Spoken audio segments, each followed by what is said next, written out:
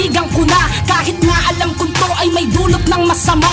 Aking binaliwala at ginawa ko ang gusto, ngunit di ko namamalayan na nalululong ako at pumapayat ako. Dahil din sa kaputuyat, laging walang tulog, ang matay laging dilat. Tapos di ba makakain kung kanin walang sabaw? Naging mainitin ng ulo, lagi nang sumisigaw. Lalo pag ako'y palubat, wala nang tama sa bato. Gumagawa ng paraan para pambili nito, hanggang makaisip ako ng pwedeng pagkapirahan. Matustusan ko lamang ang bisyo kong kinaadigan, kahit na sinasabihan na tigilan ko na to. Dahil wala din mangyayari kung itutuloy ko to. Sisirain lang buhay ko at yun ay nagkatotoo, dahil di ko pinakinggan ang payo ng magulang ko.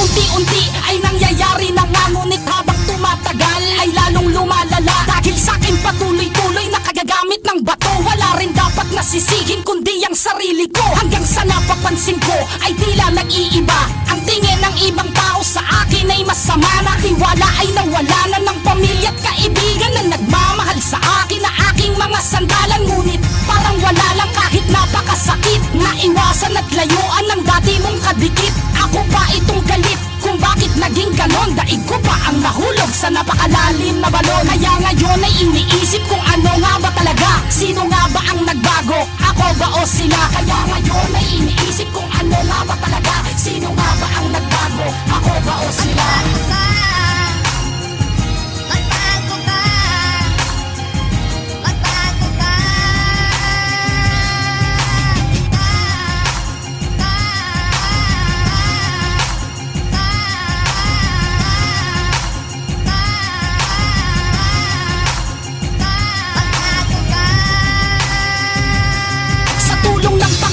Biglang nabago ang lahat, kamali ay napagtanto at ako ay biglang namulat sa mga kasalanang aking nagawa. Kaya ito ako muli na namang magsisimula sa panibagong hamon. Buhay na aking tinatahak at muling itutuloy ang mga nais ko at balak para sa aking pangarap na minsan lang naudlot sa mga peking kaibigan at sa bawal na gamot. Buti nahanap ang sagot at ako'y nakalabas sa